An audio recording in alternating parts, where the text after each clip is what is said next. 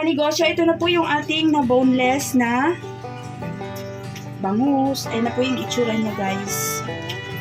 Ayan na po siya.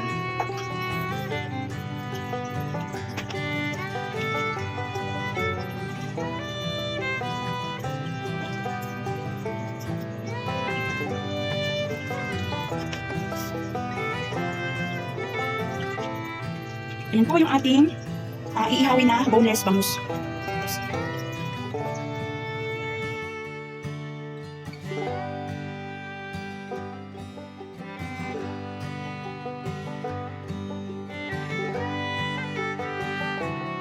Hi guys! Welcome po ulit sa aking YouTube channel, Ate Ju TV. Magandang araw or magandang gabi po sa inyong lahat. For today's video po, hindi po pala tayo or hindi po pala kami nag-iihaw-ihaw ngayon. Ngayon po ay day off kasi may nilalakad po kami. May nilalakad yung aking mister at saka yung aking anak. Nagpapa-enroll po sila guys. Ayun po sa latest video ko po. Ayan, kumakayod po tayo para makapag-enroll. Ayan. Kasi yung aking anak at saka yung aking mister ay umalis po ngayon. Magkasama silang dalawa, ulitin ko po, nagpapa-enroll po sila at saka may nilalakad po silang importante. Tapos ngayon, ako lang po yung nandito at saka yung aking bunso.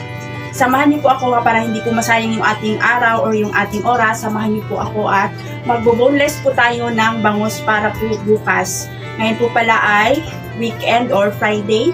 Bukas medyo malakas po yung ating ihaw-ihaw, kaya ngayon po ay maghahanda po tayo ngayon para bukas konti na lang po yung ating gagawin. Tara guys, samahan niyo po ako at gagawin po natin yung ating boneless na bangus or magbo-boneless po tayo ng bangus habang nagchichika-chika po tayo. Mga kanegosyo, ito po pala, dito po pala namin nilalagay yung aming mga ibang iihawin kasi po sa ref namin ay hindi na po magkasya yung iba, kaya may cooler po kami na extra. Dito po namin nilalagay yung ibang gagawin naming barbecue. Meron po tayo ditong bangus. Ayan, shout out po pala kay Kuya Joe Official Vlog sa yung aking suki sa bangus. Ayan, nagba-vlog din po siya guys. Kung gusto niyo, paki-check niyo po yung kanyang YouTube channel. Ayan, Kuya Joe Official Vlog. Sa kay Kuya Joe po ito galing, kay Kuya Joe at Kuya Jimboy. Sila po yung aking suki sa bangus. Ayan, meron tayo ditong 2, 4, 6, 8, 9 perasong bangus. Ito po ngayon ay gagawin natin. Linisin po natin to. Ayan, ang ginagawa po ni Kuya Joe, ayan, binibiak na po niya, tinatanggal na po niya yung hasang at saka yung bituka. Ang gagawin ko na lang po ay ibo-boneless na po natin at hugasan po natin to. Tapos sa ilalim po nito, mga yelo na to ay ito po yung mga ulo natin. Ayan, nag-stack pa ako ng ulo guys para hindi po tayo mahirapan. Shout out po pala kay Manay dito sa kapitbahay namin na nagtitinda rin ng mga karne. Siya din po yung suki namin sa ulo ng manok. Ito po ang bigay lang po niya sa akin. Ito ay dati po ay 25 pesos, ngayon po ay tumaas daw po yung manok. Ang bigay po niya sa akin itong kilo ng ulo ng manok is 35 pesos na siya ngayon. Pero okay lang yun guys. Ayan, mura pa rin yun kaysa iba po na pagka mamili po tayo, kadalasan po ang bentahan po nila or 50 or 60 pesos na po ang bentahan ng ulo ng manok. Pero pag may suki po tayo, ayan, nakakabili po tayo ng mura. Ito po ay mga 15 kilos po siguro ito guys, itong ulo ng manok na ito. Sa ilalim po nito, puro ulo po yan ng manok. Yan, nilagyan ko lang siya ng yelo para hindi po masira. Yan po yung ginagawa ko guys. Tapos minsan po, pagka may extra tayo na isaw or minsan kasi pag nagkukulang po ng isaw ng manok, bumibili po ako pag nagsushort para hindi po tayo maubusan. Dito ko rin po nilalagay yung isaw ng manok kasi hindi po siya pwedeng ilagay sa freezer yung isaw ng manok guys kasi nasisira siya or nag-iba po yung texture niya pag sa freezer po natin nilalagay. Kaya dito ko lang po siya nilalagay or sa ref. Yan, nilalagyan ko po ng yelo tapos ganyan, ilagay lang natin siya sa ilalim. Yan po yung ginagawa ko sa isaw kasi hindi po talaga pwede ilagay yung isaw sa freezer kasi nasisira po siya guys or nag-iiba yung kanyang texture na nadudurog siya or lumalambot. Ngayon po guys ay umpisa na po natin maghugas ng ating ibo-boneless na bangus. Mga kanegosyo, may video na po pala ako nito kung paano po mag-boneless at kung paano ko rin po siya ginagawang ihaw-ihaw. Kung paano ko po siya nilalagyan ng palaman. Ayan, check nyo po yung aking YouTube channel. May video po ako kung paano po i-boneless itong bangus at saka po kung paano po ginagawa ko siyang ihaw-ihaw. Yung aking ginagawang palaman. Tapos ayan guys, masyadong matrabaho po talaga yung itong ganitong trabaho, yung ihaw-ihaw, lalo na itong bangus. Kung hindi ka matyaga yung iba diretso-diretso na, wala nang boneless. Pero sa akin po kasi nasanay na rin ako at hinahanap na rin po ng aming mga customer yung boneless na bangus at mabibenta na rin naman po natin siya sa tamang presyo. Yun nga lang po ay nakakapagod talaga at kailangan lang talagang magtiyaga tayo. Tapos ngayon po, ang ginagawa ko po dito para po makasulit tayo or kahit pa paano hindi masayang itong laman, kasi may laman pa po itong sa gitna nitong tinik na ito. Kinakayod ko po yan. Pwede po natin itong lutuin, pero kami po kasi marami po kaming alagang pusa. Ang nakikinabang po nito guys or mga kanegosyo ay yung aming alagang pusa. Ito po, nilalaga ko po ito or pinapakuluan saglit, tapos saka ko po ipapakain sa aming mga alagang pusa. Ayan, tuwang-tuwa po talaga yung aming mga alaga dito, mga pusa, kasi kahit hindi nga po namin mga pusa ng aming kapitbahay, dito po sa amin nagpupunta. Kasi ito pong mga tira-tira ng ating mga ihaw-ihaw, sila po ang nakikinabang. Itong mga pinag-bonelessan ng bangus, yung mga pag yung dugo hindi magandang klaseng dugo, marami siyang durog, hindi na siya matutuhog, ang ginagawa ko ay pinapakain po namin sa aming mga alagang hayop. Ayan po siya guys. Ito na yung ating nagawa, itatabi muna natin dito. Ayan, pwede po natin itong gamitan ng forceps, pero ako po kinakamay ko na lang para mas mabilis. Mas sanay po ako na kamay lang yung aking ginagamit. Tapos ito guys ay itatabi natin itong tinik na to, ilalaga ko po to. Tapos pagka nalaga na, himahimayin po natin, alisin ko po yung tinik, yung tirang laman, yun po yung papakain natin sa pusa. Mga kanegosyo, ngayon po ay naalisan ko na po siya lahat ng tinik sa gitna, itong ating bangus. Po ay huhugasan ko po ito. Lalamasin po muna natin ang asin bago ko po yan siya huhugasan para maalis po talaga yung lansa. Ganyan po yung aking ginagawa sa mga karne. Nilalamas ko muna siya ng asin bago po natin siya hugasan. Tapos mga kanegosyo, ito na po yung aking ipon na laman ng bangus. Sayang din po guys. So, pwede din po natin itong gawing fishball. Ihalo natin siya sa fishball. Pwede po. Pero ang ginagawa ko po dito, para po kasi kawawa po yung aming mga alaga, pinapakain ko po ito sa aming mga alagang pusa. Tapos itong tinik ay ilalaga po natin, tapos hihimayin natin, alisin natin yung tinik para makain ng ating mga alagang pusa. Tapos ngayon ay umpisa na po natin maghugas ng ating bangus.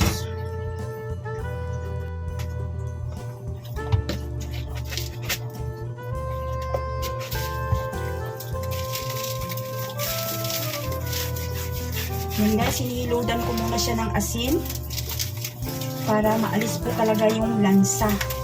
Saka po natin to huhugasan.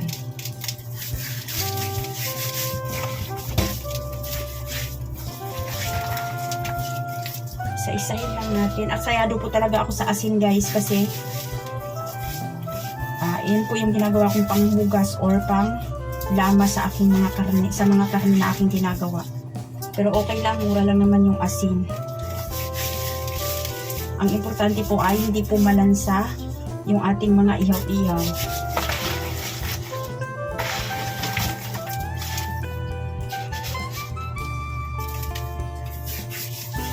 Siguro guys, ang nauubos kong asin sa loob ng isang araw ay mga halagang 20 pesos na rock salt. Rock salt po yung aking gamit guys, hindi po iodized.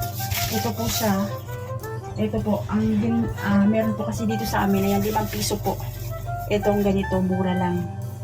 May nagbibilan po dito sa amin ganitong asin, 5 piso. 4 na ganito po yung nauubos ko sa bawat ihaw-ihaw po natin.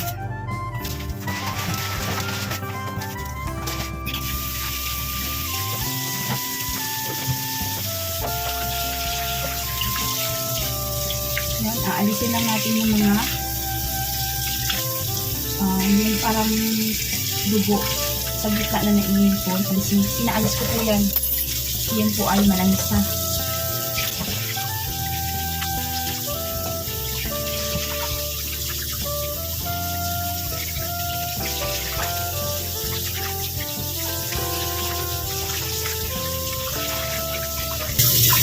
Yan mga kanegosyo, gusto ko lang pong magpasalamat sa inyong lahat sa patuloy pong nanonood sa aking mga video, nagsuporta at hindi po, higit sa lahat po, sa mga hindi po nag-skip ng ads, maraming salamat po. Malaking tulong po yung ginagawa niyo, hindi pag-skip ng ads sa aking mga video. And shout out po sa inyong lahat, shout out po kay Sir Cap Fishing, salamat po Sir. Check nyo rin po yung kanyang YouTube channel, Cap Fishing. Nagbablog din po si Sir Cap Fishing, si Kuya Joe Official Vlog, si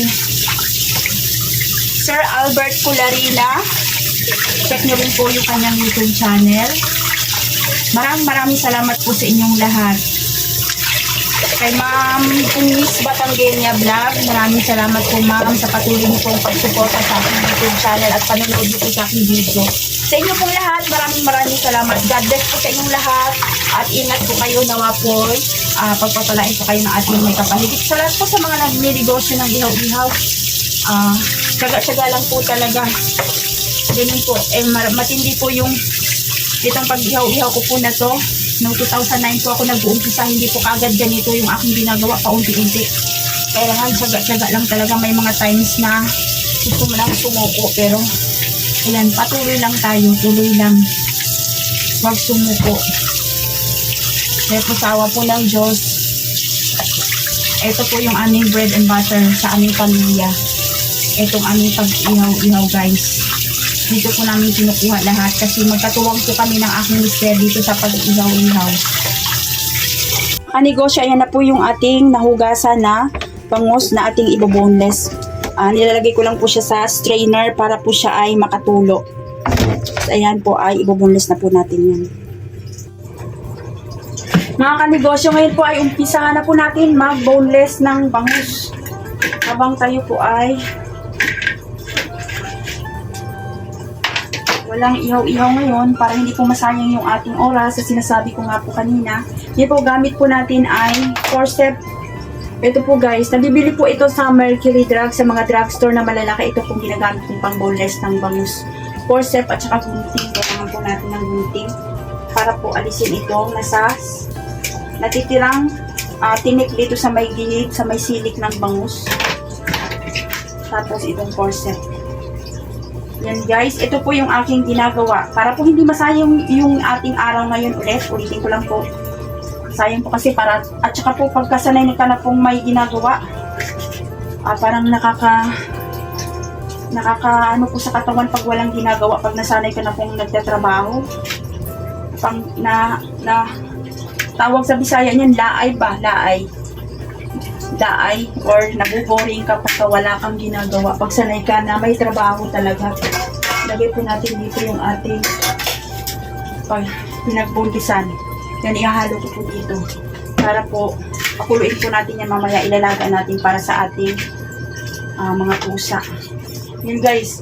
Check nyo po yung YouTube channel ko. Ulitin ko po.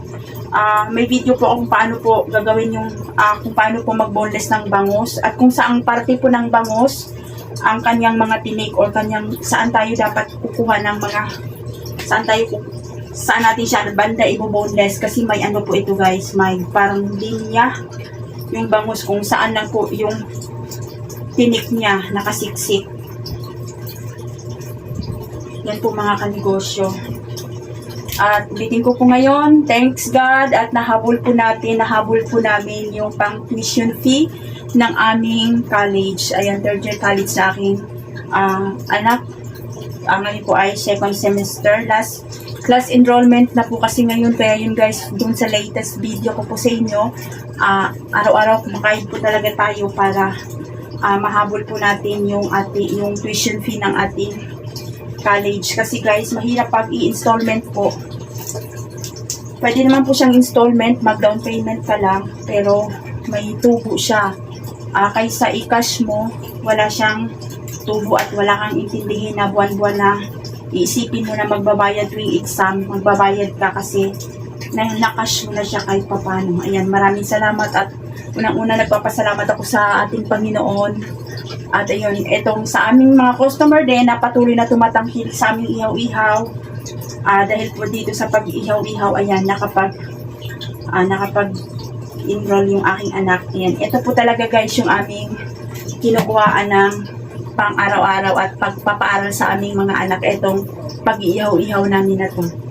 Mula first year college pa lang yung aking anak, hanggang ngayon, sa awa ng Diyos, konting push na lang at yan, magtatapos na yung ating, in God's will, magtatapos na yung aming ate sa kanyang, sa kanyang college. Siya po guys ay tourism. Ayan yung aking ate, yung aking anak. Sana po sa pamamagitan, sa gabay ng ating Panginoon ay patuloy pa rin po hanggat malakas po tayo sa pag-ihaw-ihaw. Ito po, hanggat ang dasal ko lang po talaga guys ay bigyan po kami ng malusog na pangangatawan kasi ang number 1 po nating puhunan ay itong katawan natin kasi kung masama yung ating pakiramdam or hindi tayo malusog, hindi tayo makakapaghanap buhay. Kaya ito po yung kailangan talaga, ang importante yung ating kalusugan. Yun guys, at umiidad na rin po tayo. Kaya kailangan ingatan natin yung ating kalusugan. Ayan, maraming salamat ulit sa inyong suporta. At 11K na subscribers na po ako. Konti-konti na lang. Mag-11,000 subscribers na po ako. Salamat po sa mga patuloy po na nag-subscribe, nanonood at hindi po nag-skip ng ads. Ito po, check nyo lang po. Hindi ko po masyadong i-detail sa inyo tong pag-boneless ko kasi may video na po ako nito kung paano ko po siya i-boneless. Check nyo po yung aking YouTube channel. May video po ako kung paano po mag-boneless ng bangus. At kung ano po yung ginagawa kong pagtitimpla sa sangkap. Kasi po ito ay nilalagyan ko po siya ng sibuyas at saka kamatis. Minsan nilalagyan ko siya ng tanglad. Pero hindi po lahat kasi may customer kami na ayaw rin ng tanglad. Ang nilagay ko lang sibuyas, kamatis, tas paminta. Tapos tinitimplahan ko sa ako, nilalagay dito sa gitna. At ayan, tinatahi ko pa po ito bago natin ihawin. Yan guys. Ayusin ko lang, papakita ko lang yung aking mukha. Ayan, hanggang dito na lang po yung aking video. Maraming salamat po ulit sa inyong panonood. At sa patuloy niyo pong pagsuporta sa aking YouTube channel. Thank you po talaga. At ayun, sa pamamagitan ng inyong hindi pag-skip ng ads, dun sa latest video ko po, nakapagpagawa po kami ng chimney. Kasi po, para iwas reklamo po tayo ng kapitbahay, yung sa video ko po, ayan, pinapakita ko po yung nagpagawa po kami ng chimney or yung panghaw sa Bisaya para po hindi tayo makaka-istorbo ng kapitbahay at yung usok doon na sa taas lalabas. Yan po, sa pamamagitan po noon, sa sahod ko po dito sa YouTube, ayun po, nakakatulong po yun sa pagpagawa ng chimney. Thank you po sa inyo. God bless po sa inyong lahat. Guys, nawa po, hindi po kayo magsasawang sumuporta sa akin. Sa mga nag-ihaw-ihaw po, good luck po sa inyong lahat. Nawa po, nakapagbigay po ako sa inyo ng idea tungkol po sa pag-ihaw-ihaw. Hindi man po ako eksperto dito guys, pero sinashare ko lang po yung aking nararanasan or yung aking experience po sa pag-ihaw-ihaw. Bye po sa inyong lahat and God bless po ulit. Mga kanegosyo, ang bintahan po pala namin dito sa ganitong size na bangus ay 180. Depende po guys, kung malaki po ay 200 pesos naman.